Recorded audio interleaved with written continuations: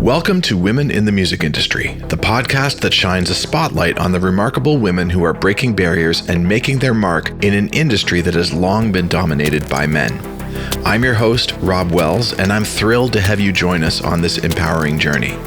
Each episode of this podcast will be dedicated to exploring the inspiring stories, accomplishments, and struggles of the extraordinary women who have defied the odds and made waves in the music business. Together, we'll delve into the journeys of female artists, songwriters, producers, musicians, managers, executives, and all those who have helped play a pivotal role behind the scenes.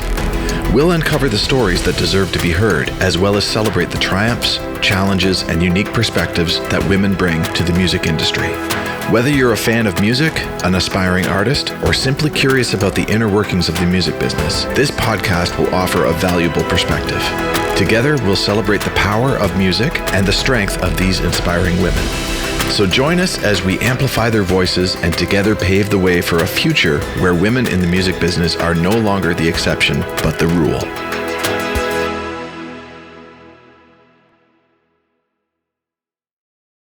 Today's podcast is sponsored by the Songwriter's Piano, an easy-to-use app for songwriters and lyricists to use when coming up with song ideas when there's no instrument around or nobody to play one. With the Songwriter's Piano, one can easily play commonly used pop songwriting chord sequences at the touch of a screen, in any key, in 3 different chord variations, all played on a gorgeously recorded grand piano. Download the Songwriter's Piano by Play Like Me apps today, found on both iOS and Android stores everywhere. Welcome, everyone, to another episode of Women in the Music Industry. For those of you that are returning, welcome back. For those of you that this is your first time, I'm so happy that you are here. This is going to be a fantastic episode. I'm so happy that my friend Meaghan Smith is in the house today for this podcast. Hi, Meaghan. How are you? Hello, Rob. I'm really excited to talk to you today. Partly because I haven't seen you in like 10 years, but also because I'm passionate about your podcast and talking about women in the music industry. It's cool. Absolutely. Yeah. We haven't seen each other in that many years. I know it's crazy. Time flies though, right? It's just before you know it, you turn around and you're like, what? 10 years has gone by? But I remember having the best time with you. Before we get into it, I'm going to read a little bit of your bio, if that's okay. Sure. So for those of you that don't know, Meaghan Smith's sweetly smoky vocals flit over poppy, vintage flavors in her newest musical releases. She's putting out collections of songs these days, and she's on a roll with song placements in film and TV, her music appearing all over Netflix and major TV networks alike. You can hear her tunes on shows ranging stylistically from Emily in Paris to Jimmy Fallon, and she's not slowing down. With her most recent musical endeavor, Our Song, a custom songwriting enterprise, she and her husband, see how she did that? I thought that was quite cool. Jason Mingo, a good friend of mine as well. Hey, Jason. They are constantly making and releasing music. Over 100 custom songs later and 6 years since its inception, Our Song is going strong. She won a Juno Award for Best New Artist in 2011 and a smattering of East Coast Music Awards for Best Pop Recording and Best Pop Video. Her debut album, The Crickets Orchestra, was nominated for the prestigious Polaris Prize, and her song Mirror, featured on her sophomore album, Have a Heart, was semi-finalist in the International Songwriting Competition.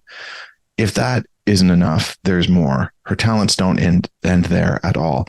Meaghan Smith is a prolific visual artist as well. She has been painting miniature oil paintings for years, having sold over 500 to date. They are colorful, tiny portraits of anthropomorphic animals. I'm so happy I was able to say anthropomorphic. Good for you. Very proud of you. I practiced it many times before I said it. So yeah. Hi. Hi. Holy great to have you. smokes. What a bio read. That was very good. I've got a little practice in public speaking. Stuff. Here. Yeah, but it's a lot. You do have a lot of stuff going on. And just when I met you 10 years ago, you were already rocking so much of this, but then so much else has happened since then, including all the placements that you are getting in film and TV, which is just absolutely amazing to see. I get Facebook posts, Instagram posts from you and from Jason, where it's just basically, it seems like every week where it's hey, thanks to this network and this network and this show and this show and this show for Hmm. playing our music. And every week it seems you've got a post that says that. So you're just absolutely rocking the sync world, and kudos to you both for that. I think that's absolutely incredible. Thanks. Could you take me through sort of the very beginning, the initial first baby steps in music up to where you are now, if that's all right? Yeah, sure. Okay. Well, I've always loved singing, but I was also a really shy kid. So, I didn't go to school for music. I never learned to read music. In fact, my mom is a piano teacher, but she couldn't teach me. Lo and behold, I have dyslexia, which is why I struggled so much. But nobody knew, or I was never diagnosed with it. So, yeah, I just like struggled through life through like music in school. I never learned to read, but I always really loved to sing. So when I was in college, I remember I bought my own guitar, and I actually went to school for animation. So I learned 2D, like drawing animation on paper. And one big aspect of that course study was sound recording, so that you could record a vocal and then like animate to whatever the talking part was that you were supposed to be animating to. And I had bought this guitar, and I was playing my guitar in the stairwell of my dorm when some of my classmates heard me and said, you should record some of this stuff. So that was my first kind of experience with recording my songs. And I started writing my own songs too, but I was really shy and didn't want to share them with anybody. But I went in and I just recorded these like little songs that I had written in the stairwell of my dorm. And that's kind of how it all started. I then started singing open mics, but my God, Rob, it was so painful. Like I was so shy, like shaking and just like almost in tears pretty much the entire time. Which, have you ever tried to like sing while you're almost crying? It's really bad. Well, it's not easy. always in a situation for me when the audience is quite small. I find that it's Okay. absolutely nerve wracking, especially if I play in front of my mom, for example. God, like yeah. I can't do that ever. Right. But if the audience is around 10 or 20 people, I'm just a nervous wreck. If the audience is 1,000 or more, it's no problem at all. It's the weirdest thing. That's interesting. It's like, I would love to psychologize that. Like, that's probably, I find like when I play bigger audiences too, or when I have in the past, they become a separate thing. Like the bigger the audience, the more of a giant entity. Like I used to picture like when I play like really big theaters, or if I ever was at like in an arena or stadium setting, the audience would be like an octopus, a giant octopus thing. And I would be like this little creature over here entertaining this huge octopus.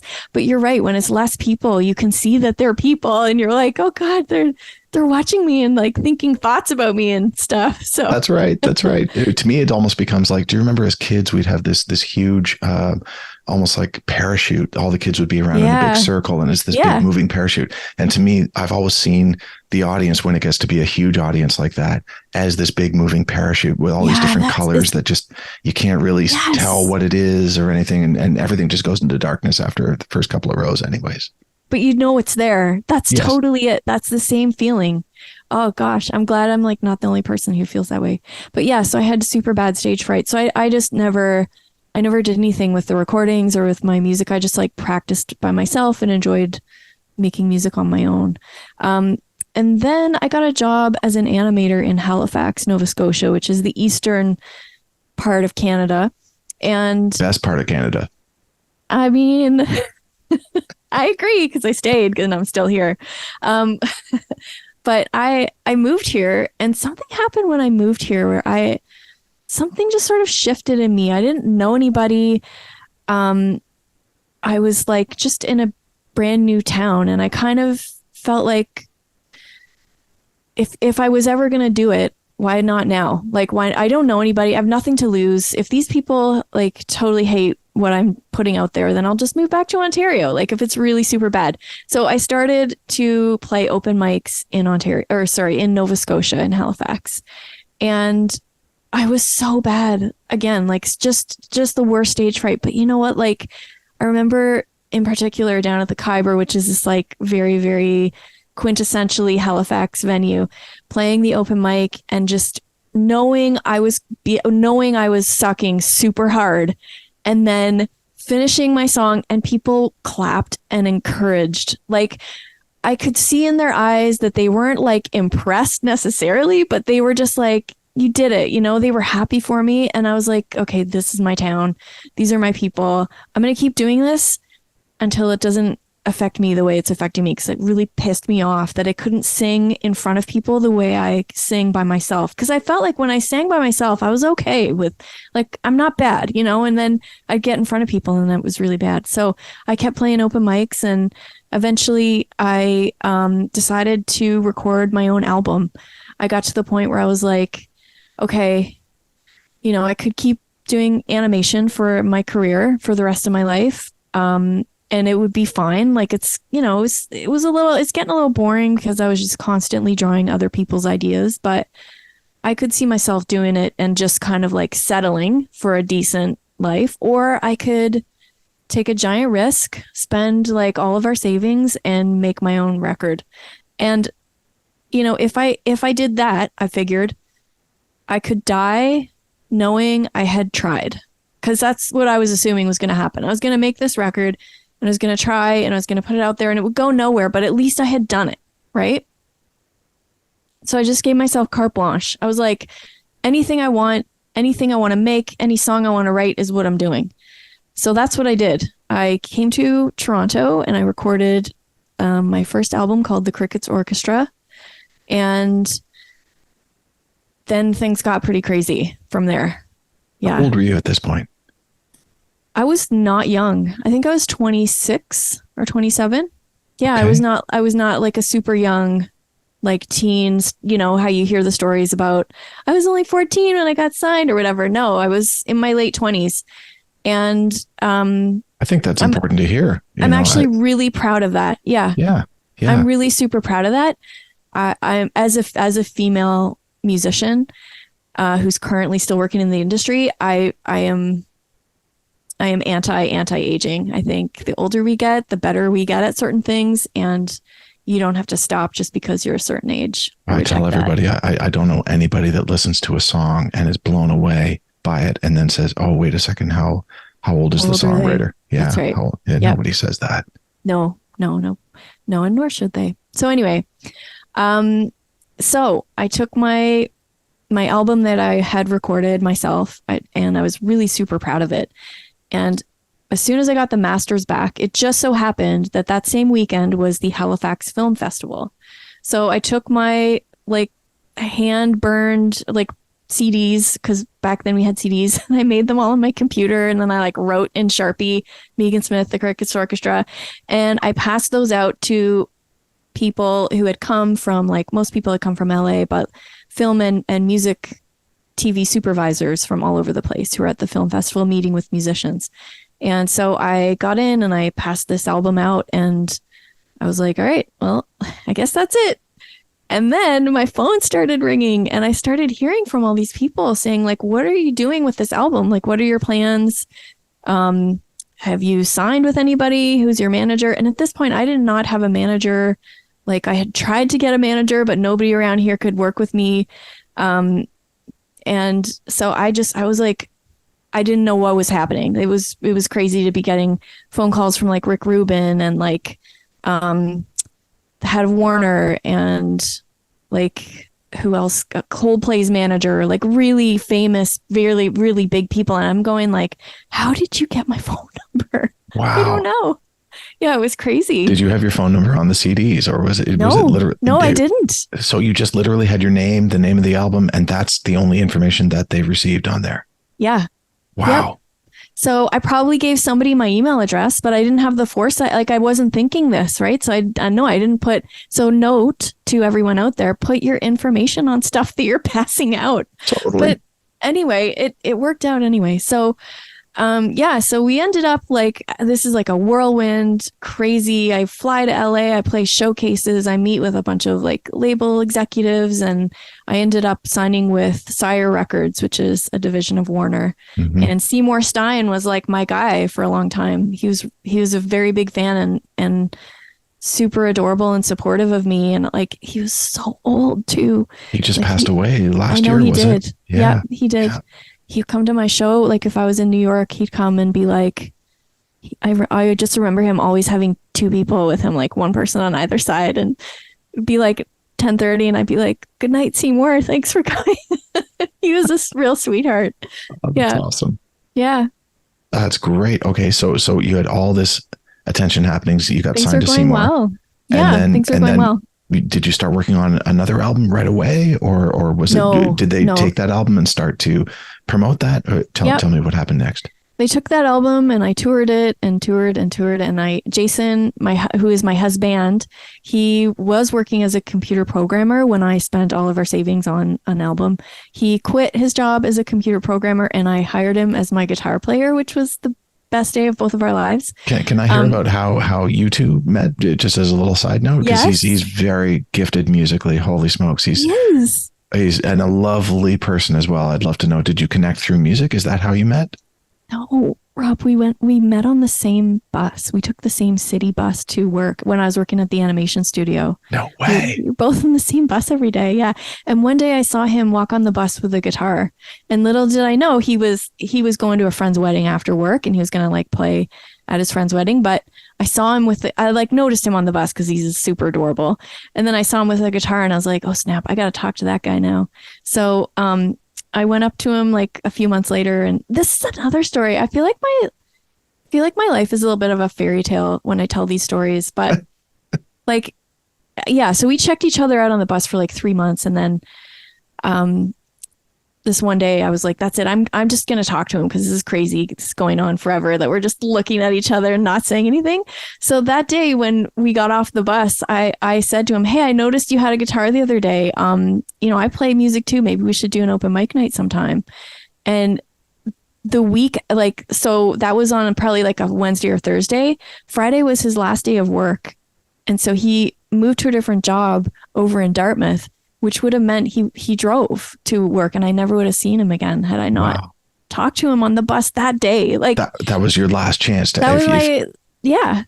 It was meant to be. It was totally meant to be. It really was. Yeah. That's so cool. So now fast forward, he's now in your band and he's my band. Yeah. And we're on tour. It's a crazy, fun, really also stressful adventure. I have anxiety. And I found that being on tour was like really, really mentally challenging for me. And I noticed like the guys in my band would just be like having a blast. They'd go out to eat and they'd like do the sound check and play the show. And then they get drinks after and just be hanging, you know what you do on tour. And it was just like, everybody was so relaxed. And I was just this inconsolable ball of stress the entire time, like terrified of like screwing up or making any mistakes or just being late for stuff. And like, I could never just be there and enjoy the moment. I couldn't be in any of the moments. So I'm really sad about that actually. But it's a different animal altogether because it's your face, it's your name. It's really ultimately your responsibility to make sure that everybody that's coming out to see you is having a great time. And that's a lot of pressure. I think it is when you're an introvert, like, when you're not like, I don't know. It's a songwriter is such a weird thing because songwriting is so introverted. Like you go deep in, like, I find the really good songs that like have lasting staying power and that really connect with people. You had to mine within yourself. Like you had to dig down deep. And then to put that out there, it's so extroverted. There's such extremes. It's almost like extreme introversion and then like extreme exhibitionist existing in the same person. And I think that's rare, I think, for those people that's why I think a lot of performers aren't actually songwriters all the time. Mm-hmm. And why a lot of songwriters aren't actually performers. I think it's really rare if you're both. Having said that, I love performing, but I just found my mental health suffered a lot, and I don't drink any alcohol. I never have, nor do I do any recreational drugs. And I can understand why musicians do. It's really hard to go on a stage sober night after night after night after night, sometimes in front of like crowds that aren't your crowds because you're an opening act, and play to a crowd that maybe loves you and maybe doesn't, and you just never, it's a different situation every night, and you're in different towns, and you got a lot riding on this. Like, I employ my husband now, right? So like I this has to work. This is both of us working. Like, this has to, I have to keep us afloat now. So there was I felt a ton of pressure, and I got to say a lot of it wasn't from the label. It was like from me, but it was still there, and it really affected my health, I would say. Was it a grueling touring schedule? Was it every night you were playing a different show, or did you have time off in between? We did not have time off between shows. Usually we had it was like every 8th day we had a day off. So it was a pretty tight schedule. And that's, it was tiring for my voice too. It was like, but I agreed to that schedule. In fact, when my manager was like, they're planning the tour, like, I know how much it costs to tour. So I know what a day off costs, and you're not bringing in any revenue when you're not playing. So I was like, book us as much as possible. And she's like, well, I'm going to need to give you a day off here and there. And I was like, all right, I guess. And of not course, even it's once not a just, week though. And it's not even just the shows. You as the artist have to do so much doing more. Promo. Yep. Showing up early, getting up early to do like TV spots, and then like meeting before the show, meeting with local papers or going into local radio stations or whatever. Yeah. So it was, that was how I dealt with my anxiety though, was like, I overworked, and, I just overdid it to stop thinking about how nervous I felt. Yeah. Wow. Yeah, it was crazy. When I met you 10 years or so ago, was this album number 2 that you were working on? This was album number 2. Yeah. Okay. So you had all this attention that was put on the first record, and a lot of people just like freaking out. How much pressure was there on you to create the most amazing album number 2? There's kind of a lot, but again, I don't feel like that was from the label. It was definitely from me. Like, there's just a ton of self-inflicted pressure. Yep. And album number 1, of course, you have your whole life to write. Album number 2, you have mere months to write and put together. A couple years actually. I had a couple years that I had been working on songs, but it was also tricky because I stayed with the label. I was with Warner for a long time, and within a record label, every artist has what's called an A&R person, artist and repertoire person. And there's so much turnover at the major labels that like I had like 6 different A&R guys, and every single one of them was a business person and thought I should be writing different types of music. Like I remember one A&R guy saying to me like, you should be a blues singer. And I'm like, what? Have you met me? Like, that's not what you signed, and that's not me. And other A&R guys would be like, I'd send a song, and of course they, they're giving their input, and they're like, this needs more pizzazz. And I'm like, all right, does anybody know what the pizzazz button is? Like, what does that mean? I don't know. So I did find that a real struggle. The best A&R guy I ever had though was Ron LaPata, who was with Warner Canada, which is why when it came time to record our second album, we tried some other producers, and we just ended up with Ron, my A&R guy. He's an absolutely brilliant musician. Like, he's in and of itself he's a brilliant composer, and he's just a super rad guy. Like, we had so much fun hanging out with him. I definitely commandeered his life. Like, I took over his life for months while I was like, we must record this album. You have to be my producer on this. And so it was me, Ron, and Jason in this really amazing little studio office space for months and months while recording the second album. I know that little office space. It's not that big. Not that big. Not. Yeah, you got to be very comfortable with each other in that space. You do. We learned a lot about each other. It was so fun though. Like, that was a really fun time. Ron's just hilarious. Oh, he does this great like Muppet impression of like a Muppet playing a keyboard. Oh, I just love him. Anyway, I'll have to get him to do that the next time I see him. That'd be great. Yeah. It's so true though. The people that you work with, if you are going to be in a tight space like that, like you really have to get along. You really have to understand each other. You have to be able to work together. And feel like you can say anything and not be laughed out of the room, or feel like you can't say something because you're going to hurt somebody's feelings. Like, there has to be such a great level of love and trust and respect for each other musically. Absolutely. Yeah. especially because we co-wrote some stuff together too, and I co-write a lot with Jason now, but I never ever could co-write before. I feel like co-writing is just like so excruciating. It was for me anyway, because I'm like, it's exactly all those things, Rob. Like, you put an idea out, and when it first comes to you, you don't take you don't take the 5 days or whatever it takes to really vet an idea and be like, is this a stupid lyric, or does it make sense? I don't know. You just put it out there, and you got to trust that the people around you are going to tell you honestly what they think, like not just say platitudes, but also be kind, Mm-hmm. And being a co-writer takes those things too. I really have to work on that myself. Like, sometimes, when I'm working with Jason, we live together, we're married. So in a lot of ways, I just cut the crap, and I just like am a straight shooter. And sometimes I shoot a little too straight, and he's like, ouch, like, tell me what you really think, Right. So, and he same, it works with him too. Like, he needs to tell me that wasn't a very good vocal take, do it again, So yeah, it takes a lot of trust between people to be musical partners. Really, at the end of the day, all you're trying to do is make things better. Yeah, that's right. That's all it is. And there really is no ego in there. It's just, can something be better? Like, this is good. How do we find great? Yeah. And I felt like that was my experience with you too.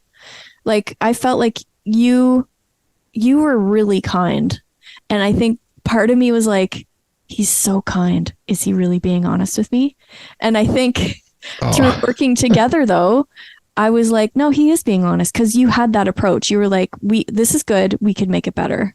I think we can beat it. That's like the phrase that we always use now. Jason and I always use with each other and like our friends that we're working with.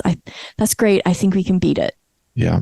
Yeah, absolutely. I will never forget Desmond Child telling me about writing "Living on a Prayer" with John Bon Jovi and Richie Sambora, and for the longest time, their chorus was the pre-chorus, and it didn't have the huge part that we all know. Yeah. As the big chorus, it was literally the end of the chorus was, "We'll give it a shot," and then it went right back to the verse. Oh. Tommy used to work on the docks, and they were like, "It's really good, but I think it can be so much better." And then they wrote, "Wow." Right. Yeah. And that song still to this day is story. just an absolute massive song that the entire world knows, because they went to bat one more time and just said, how can we make this better?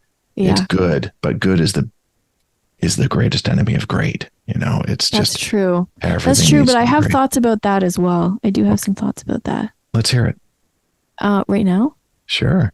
Well, okay, that kind of ties into my story in a little. Do you want me to move on from where we were? I'll pick up from, I don't mind going on tangents as well, and then we can come back to the story as well. But no, this ties in. This ties in really well. Sure. So, so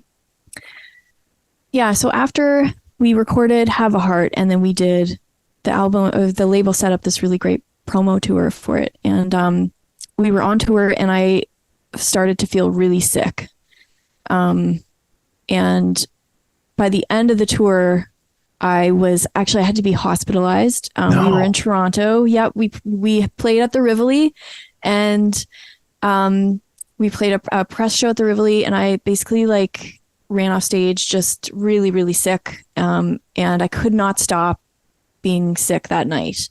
And so Jason was like, that's it. I'm taking you to the hospital. This is crazy. It was 8 hours straight of me just like nonstop. So we went to the hospital, and I was pregnant. Wow. Yeah. They were like, is there any chance you're pregnant? And I was like, definitely not. I am a musician. I've got my second album about to come out. I'm on the promo tour. And they're like, we're just going to check.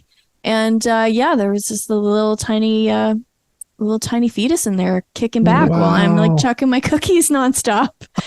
And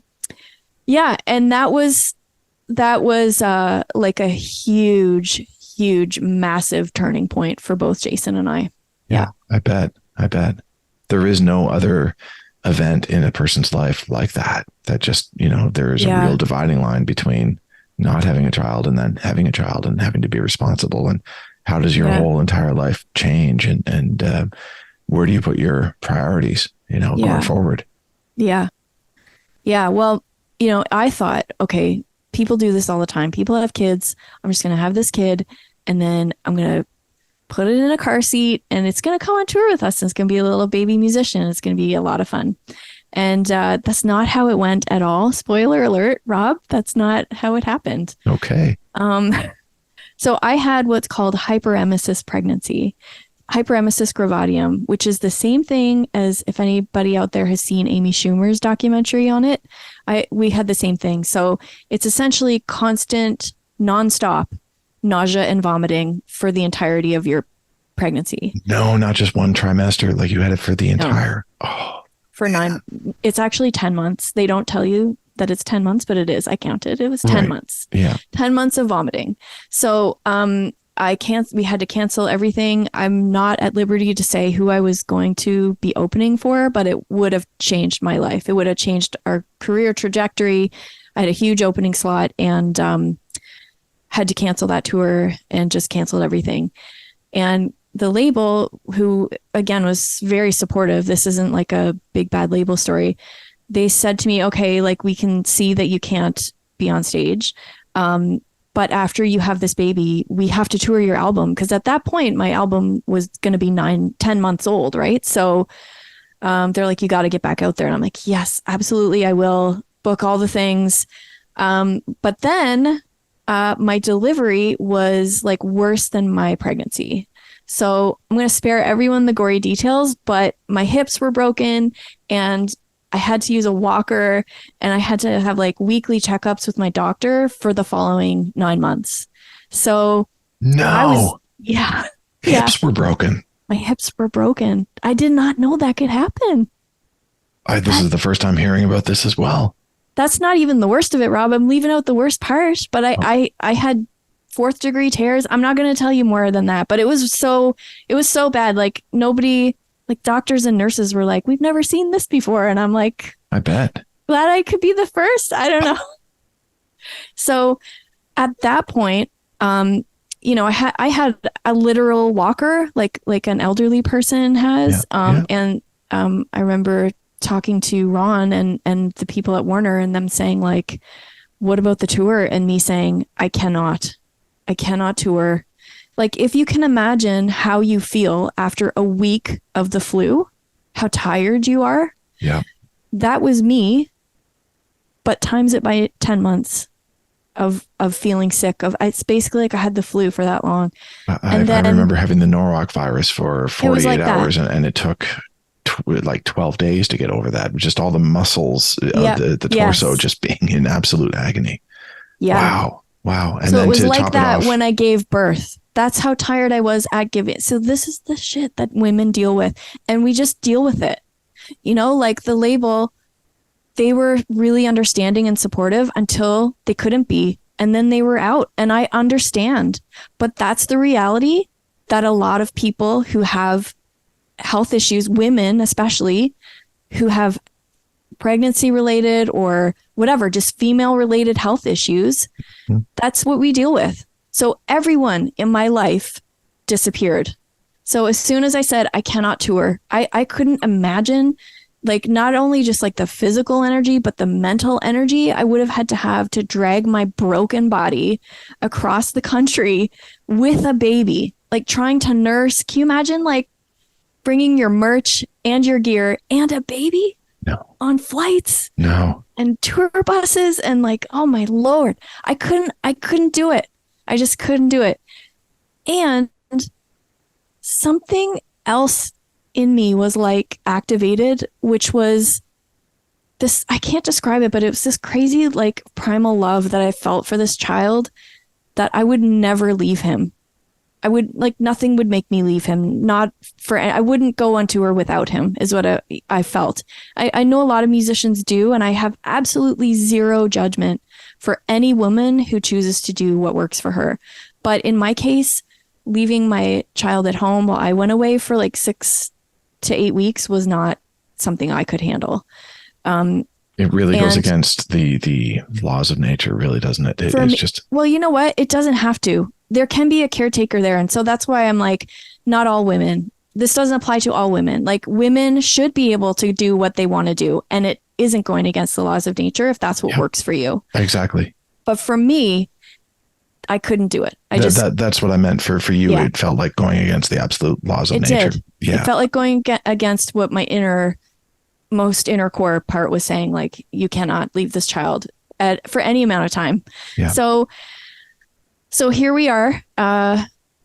We have no management. We have no record label. We have no source of income. It's me and Jason. I employed him. He's now also fired. We weren't fired. Like, it wasn't like that. It was like, you're not going to tour. We don't know how we can work with you. And I was like, I understand that. And I'm still never going to tour probably again. I couldn't imagine ever touring again.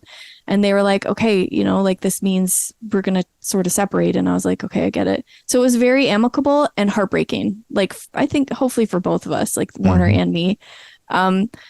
But yeah, it was the lowest, most traumatic point in my life. Like we were completely alone and had no financial, we were just at the bottom. Did Jason go back to doing stuff in the technical world at all? Or did you just continue forging ahead and finding ways to make music part of your life again? Yeah. So here's the crazy part. So we had enough saved to live off our savings. So we did that for a couple of years. I had another kid, just going to slip that in there. So everybody told me after all that, you decided, wow. Well, this is the thing. Everybody was like, Meaghan, it cannot be that bad again. It will never be that, like, it won't be that bad. So I was like, all right, well, if it's not going to be that bad, then I'll just, I love my sisters. Siblings really matter to me. So I wanted my child to have a sibling. So, I went for it one more time and it was just as bad. It was terrible. But this time I was sick the whole time. This time I had a C-section and that was like fantastic. That I loved my C-section. That was a really, really relaxing, beautiful experience for me. Again, totally different for every woman. But for me, there's no way I was going to go through what I went through before. So now I have two little boys, little babies. I just can't believe that a C-section is like better than like it just. Oh God. Because even that is so invasive and just 6 weeks of recovery. And then even, many years of recovery after with a C-section and just that compared to what happened before was much more desirable for you. My God, I can't believe what you went through in the first one. Yeah, it was really bad. It was really bad. It was, sorry, I'm feeling like I can feel those times coming back. Just there was a lot of physical pain and like emotional, just the loneliness of it, like the having children and being so happy to have had them. And also like watching my career just disappear like fog overnight, like managers out, booking agents out, everybody's out. And I'm not I'll never fault them. I understand this is a business. Like, they have to make money and do what they got to do to stay alive. But it just felt and was so devastating. Like after everything I had done to get to that point, for it to just go away, it was really, really hard. Wow. Yeah. I bet. I can't imagine what that would be like, what that would feel like. It really is interesting though, this is something that happens to a lot of women, unfortunately.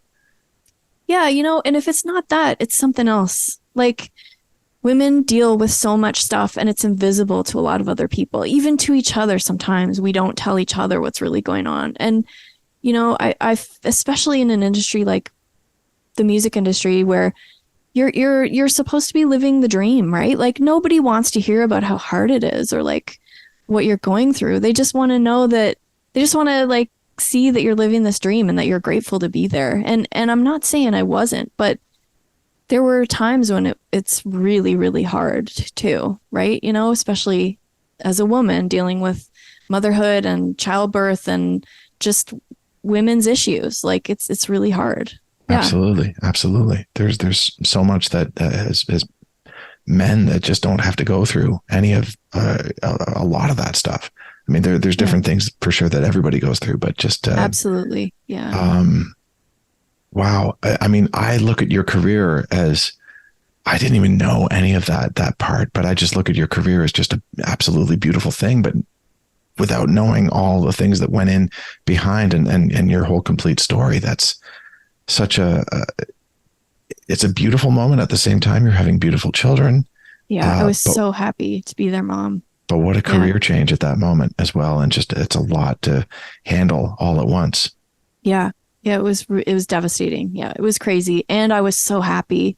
Like, I loved my babies, and I love my children, so I'm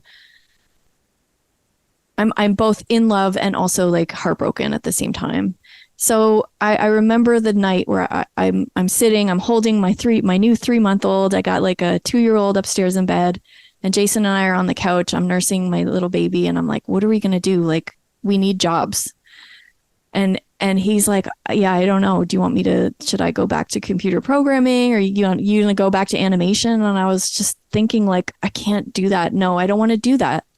I still want to be in music, but I'm not touring. I'm never going to tour as long as I have these little kids. I'm not going to do that. I'm not going to leave them. Yeah. So no touring. We need to make a living wage. Like, none of this, I'll just take whatever for exposure. Like, no, I need to get paid a decent amount of money. I want to be able to help other people. And I want to do something that's meaningful and not all about me. Because I started to feel that too, like, as a musician, just constantly talking about myself and singing my own songs and stuff. It felt kind of weird sometimes. You know what I mean? Mm-hmm. Yeah. So I had this idea that just came to me, which was, why don't you write songs for other people? And the more I thought of, like, I remember that night thinking about it and going, I would actually love to go into somebody else's life and write their song for them. Cause like, my life is, it's hard right now. I was, changing diapers and breastfeeding and up through the night and taking care of kids. And if I could just like leave that for a little bit and go into someone else's life and then make something, do songwriting for them. Like, I know how songwriting heals me. If I can do that for someone else, how awesome would that be? So I wrote a post on my social media and was like, does anybody want me to write a song for them? And that's the start of our song. That was the beginning. I got hundreds of responses. I started like vetting people and writing songs for people. And that's what we've been doing since it'll be 6 years, almost 7 years. Yeah. It's amazing. That's great. So basically somebody reaches out to you and says, I would love a song. Mm-hmm. Is it for a particular moment in their life or a big event that's about to happen or something they've gone through, or is it everything all over the map? Yeah. A lot of times it's an anniversary, or it's a celebration of life, or someone's having a baby. And the thing is, like, when I'm saying like, okay, I'm going to write a song for these people, they're celebrating their 20th anniversary, say, or their first wedding anniversary.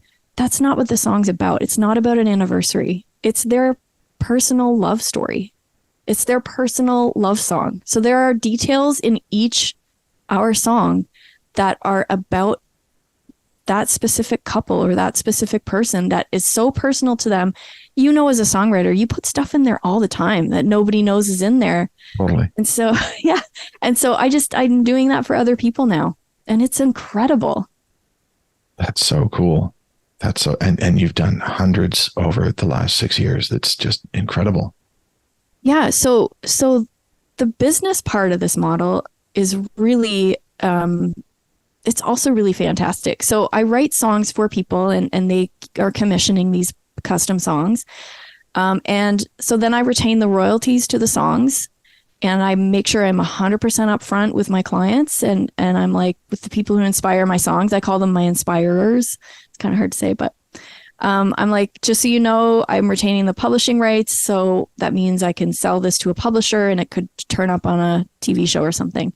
And, if they're not okay with that, that's okay too. I just know that I'm not going to release that song to a publisher, and I have a different price point for those types of songs. But otherwise, I retain the rights, and I sell every song that I write, every custom song that I write. I sell it to a publisher. So that's how we're building our library, our publishing library, and creating passive income at the same time. That's amazing. And so when did sync and film, TV, everything start picking up? Was that around the same time that you're starting to sell these songs to your publisher? Well, I had been with a different publisher when I was signed to Warner. I had a different publisher, and not a lot happened. Like people would, the only placements we would get is if a music supervisor would specifically ask for one of my songs, which was always cool when that happened. And that happened a little bit, but not like it does now. So when I left Warner, our new publisher is someone we had some writing experience with, and when we had done some producing and stuff with him and his wife, and we really clicked. Like they're this very cool team they're based in LA, but they're from Australia. Andrew and Liz, they're just fantastic people, and we really clicked. So when Andrew heard that I was no longer with Warner and my publishing had come back to me, he was like, "What's going on with your publishing? And do you want me to be your publisher?" And Jason and I were like, "Yes, please." So he owns a publishing company under Extreme Music, which is like one of the largest, if not the largest publishing companies in the US. So we're basically like with Extreme Music now. Fantastic. And it's an amazing publishing deal because I don't have to give them every song. Like it's not like that kind of deal where they own all the stuff that I write. It's per song basis. So I say to Andrew, like, we just wrote these 10 songs. Do you have any interest in them? And he usually will say yes. Sometimes he's like, I don't know where that song would go, but most of the time, like he's pretty much taken almost every song we've written. Our songs are really personal and private, and I don't ever sell those, but the ones that I have permission to, I do. And so Andrew, starts by making a collection of our songs. He kind of packages them together. And then he and his company and Extreme Music is really like they promote our stuff really well. And it seems like when one person uses a sync, then a bunch of other shows that are similar find out about you as well. And then they start to sync your music too. So that's kind of, I think we got like one or two really decent placements, and then it just sort of took off from there. It's incredible. It's you singing every placement on there. It's your voice. It's your production that's on there as well. That's great. It's just me and Jason in our basement. And are you doing all the mixing and mastering as well? Like everything, it's all just a one-stop shop where you are right there. Yeah. Yeah. That's fantastic. That's great. It's pretty great. But listen here, now this is real life, Rob. So, our kids were home with us during the pandemic, and the first 5 years of their life, we couldn't really afford to put them in daycare. So, on account of having not worked for 2 years and lived off our savings. So we had our kids at home with us while we started this business for the first 5 years. We would record, I can remember trying to get them both to nap at the same time and then rushing downstairs to record 20 minutes of vocals. And then of course they never did sleep at the same time. So then I'd have to wait till after they were both in bed when I was so tired, but we would go down and work for like 3 or 4 hours after they went to bed every night just to get the music done. And oh man, I remember those days. I remember the beginning of the pandemic, especially when they closed down the parks. Oh God, when they put police tape all over the parks and you couldn't do anything. So literally I had the young kids until 12 noon, 1 o'clock in the afternoon. And then we'd switch. That's what we did she'd too. have them for the afternoon, and thankfully they would both sleep for an hour, a couple hours, so that she could get some more work done in there. But we would try our best to exactly same thing: run downstairs, try to get 20 minutes done, or occasionally like the parents would come over, the grandparents would come over, and that's nice. And we'd have them for 45 minutes, but then the drag of that was that they'd always be running on the ceiling. You could hear them just running back and forth, and we'd have to wait until there was a little bit of silence. Okay, let's get another 5-second vocal clip done. Okay. Yes. Same life, dude. We were living the same life. Same. We haven't even spoken about the whole animation thing, because I have a background in computer animation, which I did for 7 years before getting into music. I didn't know that about you. I didn't know that about you either, that you did animation. But I at one point, sorry, I know this podcast is not about me, but No, but I want to hear. well, I just was told all my life you can't make money in music. Mm-hmm. And so I thought, well, what else do I love to do? And I love doing visual art. I love doing acting. I love all the arts really, except for dance. I'm a terrible dancer. Don't ever get me up on a dance floor. But anyways, Terminator 2 and Jurassic Park and all those great movies came out. And I just thought that looks so cool to do visual effects. Yeah. And so I went to school for animation, but then started to specialize in visual effects while I was there at school. And then got hired by ABC Sports to do Monday Night Football. And my entire job for the first 2 years of my animation career was to take whatever US city they were playing Monday Night Football in and destroy it. This is all before 9/11. I had to completely like annihilate the downtown core. My soul with like bombs and stuff. Yeah, like blowing up buildings and everything, glass shattering all over the place, and then it would be replaced by these 2 football helmets that had the 2 opposing teams on there. And just I remember that. Yeah, that was me.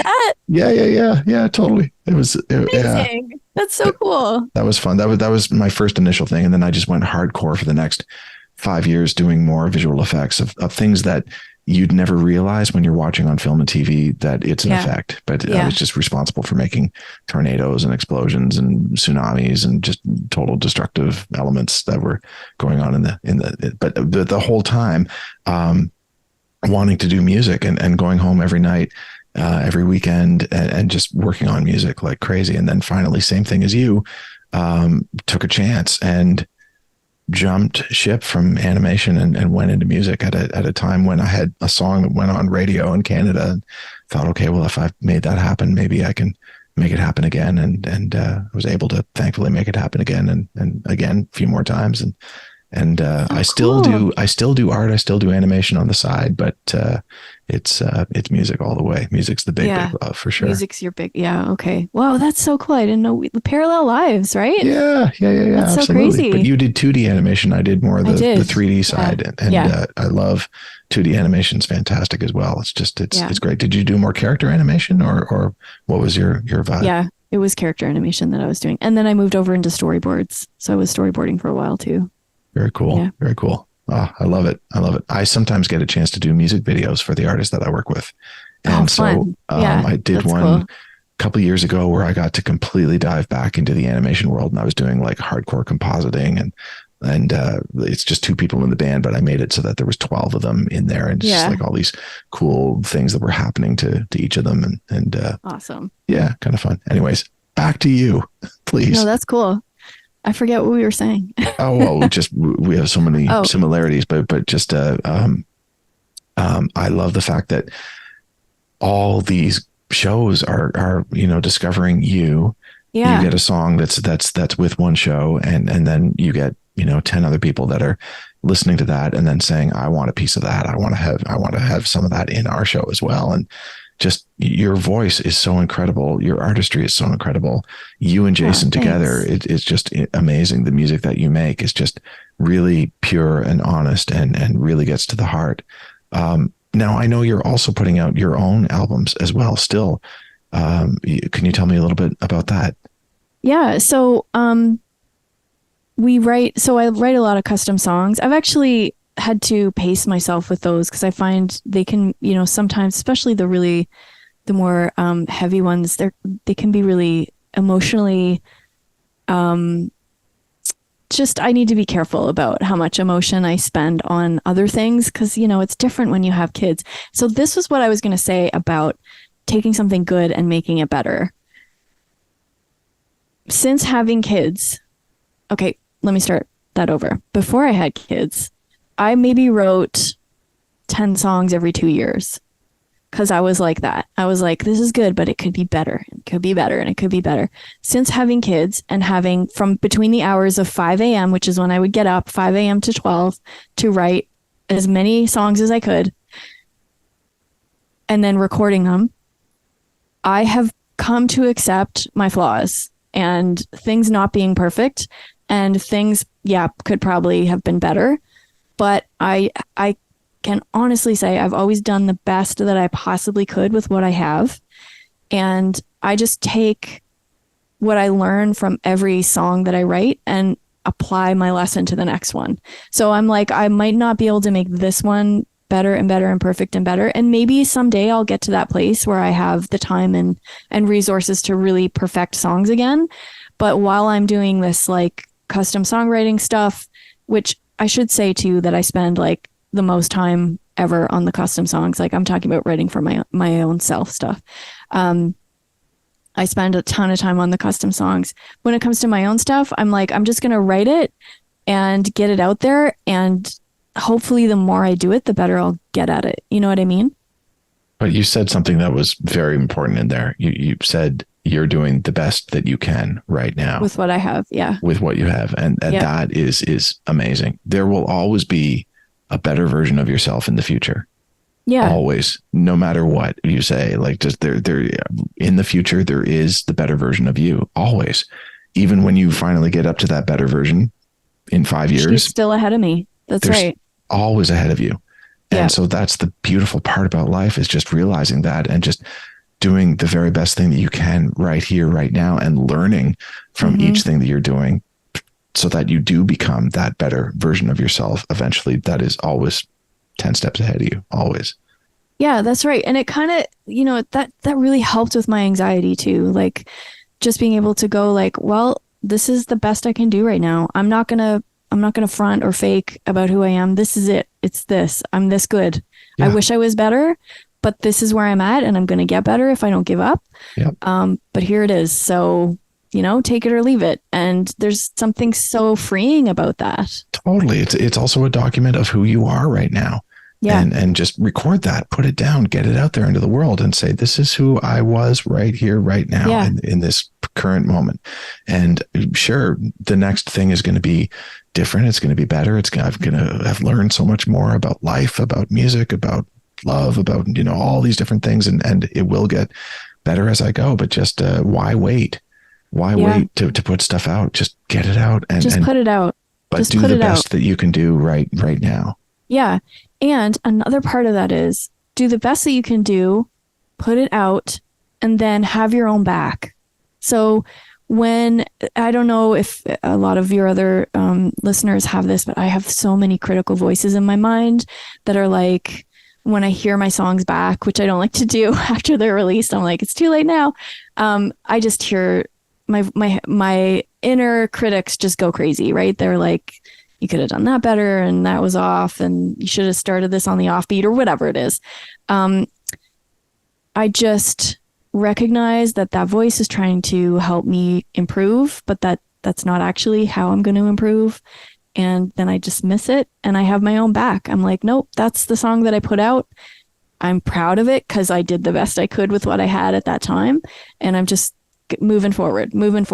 So yeah, that's kind of how I deal with that. And it took me like 4 years of therapy, like intensive therapy, and like probably like 30 years of being alive to figure that out. So you're welcome. I love that the story comes back to music. I love that, there's this devastating moment in your life, this crazy moment where feels like the lowest of lows, that you could have easily just said, that's it, no more music. I'm done. I'll go and do something else that could easily have happened to anybody going through what you went through. But you and Jason both went back to what it is that you love to do, the thing that you think about all the time, the thing that really moves you, the thing that really inspires you. And you found a way to still be very creative and very successful at it. And not have to tour, not have to get up and do all these press interviews, go and meet with newspapers and TV stations and wake up at, early in the morning. You get to live your life the way that you want to live your life and still create amazing music, and then probably even go to the grocery store and the restaurant and not be bothered by millions of people as well, which is also, another blessing as well. Although I'm sure you get recognized all the time for not your really. arts. No. In fact, the other day I was at Chapters and one of my songs came on at Chapters. I was there with my kids and I heard two girls like on the other side of a bookshelf talking about the song. And they were like, oh, do you hear the song? And the other one was like, yeah. And I'm like, oh no, please be nice. Please be nice. this. And they're like, oh, I love this song. And the other girl was like, yeah, it's really good. And I was like, huh, the Lord. But, I don't get recognized, but like, I do have sometimes people recognize my songs, or, they put two and two together and they're like, oh, that was your song. And I'm like, yeah. And that's pretty cool. I love that. Yeah. And I loved doing interviews and talking with people, but like, yeah, I'm living my life on my own terms. I make my own hours. At your own I pace. go to my kids' plays at school. Yeah. And I make my own pace, and I can write as many or as few songs as I want. I can only write the songs I want to write. I still am writing for myself too. I think that's what we were talking about. So I do prioritize the custom songwriting, but I still will write for myself when the mood strikes, as it does. And yeah, I think that's a really, if I could tell people anything, it would be, don't sacrifice yourself for anything. Like, I would have had to abandon like a big part of myself if I was to say like, okay, I am going to tour. I'm going to leave my kids with a nanny and tour. That just would not have been good for me. And another female musician wouldn't feel the same. She'd be like, I am going to lose myself if I don't go tour and leave this kid with a nanny for 6 weeks. And that's good too. Sure. So, but it's possible to live your life in this industry on your own terms and make a good living. It's possible. Absolutely. So if it's possible, you can do it. That's what that means. Like, Yeah, there is no one way to make an income in this industry. There's many different ways, but you have to follow, as you said, you got to follow your own heart. You got to follow your own beliefs and just what you're comfortable doing. Yeah. And I'm so happy that you did put your foot down and say, I am not touring. Mm-hmm. I am going to stay here because that was in your heart. Yeah. And imagine how absolutely unhappy you would have been if you listened to somebody else telling you what you should be doing. It would have been really, really, really bad. I don't know. It just, every time I've ignored my inner voice, that little voice inside me, things don't work out. So yeah, I'm glad I listened to it. It's a short life. It's a very short life. It is. Yeah, it is. It's a short life. And I don't know if we come back or what, but like, it's a short life as me. This is it. Like, this is the only time I'm going to be in this body doing this person's life. You know what I mean? Like, yep. So yeah, it's a short life, and you never know what will come up. You never know who you'll meet. Like, that's the other thing about this industry. Like, there is no ladder that you're climbing. It's not like, well, first you do this and then this and then this. It's like you could freaking go from like the first rung to the 30th rung and then back down to the second rung and then like up to the middle somewhere and then back up. Like, it's just, there's no rules. It's crazy. Oh, it's a lot like that movie Forrest Gump, Yeah. It's just somebody's just sort of bumbling through life, and just occasionally some crazy things happen. Mm-hmm. And then occasionally some really terrible things happen. Mm-hmm. There's highs and lows, and there's twists and turns, and there's great moments, and there's moments that you'd much rather forget. But that's the beautiful thing about life. Just, you don't know what's around the corner. You don't know what's going to happen. You just don't know. And sometimes, I don't know, do you ever feel kind of like stuck, like nothing's happened for a really long time? Do you ever get that way? I do, but I also wake up extremely grateful for every single day. I realize how absolutely lucky we are to be alive. And so I kind of think, good or bad, whatever this day is going to bring, it's still way better than never having been born at all. Oh, for sure. Yeah. Yeah. And in fact, I was going to tell you this. I'm the same way, by the way. I do sometimes wake up and think, what's next? Like, what's next for us, or what's going to happen next? Sometimes I find like it's still kind of hard for me to be in the moment sometimes, which is crazy because like my moment is so great. I mean, like I love my husband. He's amazing. My kids are awesome. We're making music full time, and I'm like ridiculous. It's crazy. I'm painting for a living and making that as well. We haven't even touched on that. So like ridiculous. The painting is so cool as well. Sorry, I interrupted what you were going to say. It's okay. Yeah, my mini painting. So funny that that this is my life, right? And yet I'm still like, what's going to happen next? What am I doing next? But that's kind of how artists evolve too, is by looking ahead and seeing like, what can we do? And that's one of the amazing things I feel like, we set up this custom songwriting business before COVID. So when COVID happened, we got really busy because people weren't spending thousands of dollars to go on trips or vacations to celebrate their big moments in life. And instead, people reached out to me and were like, can you help us celebrate at home by writing us a custom song? And it's so generous of people to let me go into their lives and make a song for them. Like it's one of the most beautiful, intimate, personal things I can imagine doing. So I'm also really, really grateful for these moments too. But I recently heard this quote, and this really I feel like this was another really big changing moment for me. And the quote said that this person now defines success as having a stable, like emotional stability. That's what they consider to be successful, is having emotional stability or like a calm nervous system. And interesting. I found that really interesting too. And I can honestly say, like, when I was touring all those years and had the major label deal and the major label manager and all that stuff, I did not have a regulated nervous system at all. I was super, super high and then really low constantly. And, now that I'm at home with my kids every day, and sometimes I'm like, okay, what's happening next? That's the sign of like having a regulated nervous system, Mm-hmm. So I don't know. I find that a really interesting way to describe success, is like, how's your emotional well-being? How's your mental health? Like, how are all those things? So when it comes to thinking about success, I'm kind of starting to define it in a different way. I see you as someone who right now is very happy and very excited about the future.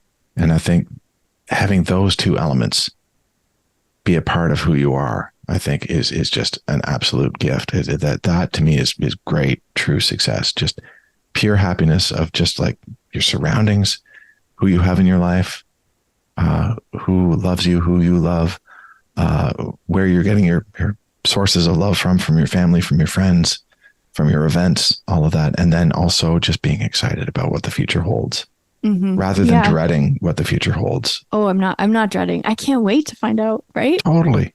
Yeah. Totally. There's always a point B. I'm always at point A. There's always a point B. And I sometimes don't realize that I've hit that point B because I'm always shooting. Again, that's another thing that just keeps going along with me. It moves along with you. Yeah. Moves along with you. Or maybe it's just a multiple point system where you just get to point B and then you're like, that was cool. But then there's point C and then there's point D. And it doesn't have to be a linear path. It could be like this path that goes here and then juts off 90 degrees and goes up, goes down, goes diagonal, goes, all different ways, goes backwards. Who knows? But it's just, as long as it's fun, as long as you're happy and you're excited by it all, then there's nothing better. There's nothing better. Yeah, I agree. Yeah. I think too, like constantly writing, whether or not anybody's going to hear it, that's a point A to point B moment. Like just your point A before you write the song, point B, you're at point B when the song is done and you finished writing it. Like it changes you. Writing a song always changes you. So every time you write one, you're changed, you're different, you're morphing, you're growing. So I feel like, I don't know, it's a lot of it is like quantity for me. It's just like you get better at what you do all the time. So if you're constantly writing, you're going to get better, I feel. Let me just ask you quickly, how do you know when a song is done? I don't think a song is ever done. I just let it go. It's not like it's done. It's just like, I'm going to let this go now. I kind of picture like it's like I'm holding a firefly and then I open my hands. Yeah, nothing is ever perfect, right? Nothing's ever done. Nothing's ever done. Nothing's Have ever you ever perfect. done laundry? Laundry's never Have done. you must have been to my house at one point, I guess. You must have been to mine. Songs are never done. You just let stuff go. You're like, I can't do the laundry today. I can't. I'm this song. It's ready for it to fly off on its own now. Right. So, I saw this hilarious picture the other day, some meme where it said you do 5 loads of laundry in 5 hours, and then the amount of time it takes to put that amount of laundry away is like 5 weeks. mm-hmm. It's so Isn't that funny? Kind of like same as our house. We like take it from the dryer, put it on the couch, and then it goes from the couch to the stairs, and then it like slowly makes its way upstairs. But, something else that's really helped me with songwriting, I'd be interested to know your thoughts on this. It's kind of woo. Are you into that? Hit me. Let me hear. So the idea is that like I've started picturing songs like creatures that are invisible little creatures flying around us all. And sometimes they just come and land right on your head. And other times you have to catch them. And sometimes they're like really slippery and you kind of have to like grab them, and then they get away at the very end, at the very last minute, and you can't quite get it back. Or sometimes you do get it back. But I found that like, if I can externalize the process of songwriting and make it like these songs already exist and I'm just going to catch them and put them into like physical human airwave form, that helps me write more somehow. It's like I'm separated or something. It's not coming from me. It's just coming like via me. So it somehow makes it easier for me to write more. I don't know. Is that something you've ever thought about? Sure. Absolutely. I think about that, and I have my own woo thoughts as well. Nice. I'm a big believer that and apologies if we're going way off topic right now, but I'm a big believer that the past, the present, and the future all kind of coexist at the same time. We got to talk about that one because I don't get that at all. I don't. We'll have to discuss that because I can't understand that one. The basic gist of it, though, is that everything that's happening right now has always happened. And so we're just catching up to it. So all your future songs already exist. They're already there. And you're just slowly catching up to it. And just sometimes you get that feeling of just what just happened. And it's really just you reconnecting with what you've always done. That's kind of cool. It's kind of similar. It's like the songs already exist. I'm just bringing them into this realm. Yeah. And you're like, the songs already exist. I'm just catching up to them. That's it. But I also think that some songs are not meant to be caught. Yeah, for sure. So some songs, I definitely have a couple of songs where I have tried to find the angle. And you know what? I've just had to hold my hands up and just be like, it's okay. I'm not meant to write it. It's okay. Yeah. Have you ever experienced this where you get a song idea and then someone else writes it? Have you ever had that? Well, I guess, I've had a concept that's sort of been floating around, and then I either get to find out from somebody else, oh, that song already exists, or here's a brand new song that came out that has that exact title, or, same sort of thing. Yeah. That just tells me that we're all kind of going through the same thing. Yeah. Everybody really, it doesn't matter where in the world you are. It doesn't matter what background you have or environment or anything. We are all human beings that are all going through very similar situations, and we all have the same wants and desires and needs, and the same thoughts go through our head. And so those songs are it's going to happen. It's bound to happen. Yeah, for sure. Or it's a little song creature that's invisible that was like flying around you being like, hey, do you got time to write me? And then you just didn't. So it was like, all right, I'll go over here. And then it went to another songwriter. I've had that too, where I've been like, oh, this would be a killer song. And then I just don't get it written in time. And then somebody else writes it. And I'm like, oh, well, at least it exists, like that was its purpose, is to exist. So, but you're right. Like, we are all connected. We're all going through the same things. This kind of collective consciousness is running through everybody. And so that's what makes music so important, to write the songs that really matter to people. That's right. That really impact people and to help them out in their day-to-day situations. If you can write a song that, as you're doing with your company, which is great, to tell somebody's story, not just that specific event, but to really, wrap up their entire story into one song and make it so special and so cool. But then to write other songs, even for yourself or whoever you're writing for, but songs that ultimately are of service to people, that really help them out in their day-to-day situations. That's the best gift, I think, of all. Yeah. It's awesome. Oh, Meaghan, we could talk for hours and hours and hours. And I love hanging out with you. And I'm so sorry that it's been 10 years since we've done this. Yeah. We've had a lot going on. Yeah. It's good though. We've been through a lot, but it's really nice to reconnect, and sometimes there's, I feel like a lot of pain around that time in my life. And so when people reach out to me, sometimes it comes back, because that was a huge trauma for me, that whole experience. Of course. But to hear from you and to see your email, really, it was like, oh, remember all those meals we ate together, and like time in the studio, and we went to, where did we go? We went to a really great place one time. We went to Fresh because it was really healthy. And then we were like, oh, the calories are crazy in this, but it tastes so good. It was just such a good time with you. It was a really positive writing experience. And likewise, it's like on a human level, I really connected with you both, and just thought that's a great hang. That's what a great musical hang is supposed to be like. It was really good, but sorry, go ahead. Yeah. No, I was just gonna say, I apologize that it's been so long since then, but. Well, me too. It works both ways, but yeah, thank you. And thank you for having me on this really great podcast, and for, letting me tell my story. It really means a lot.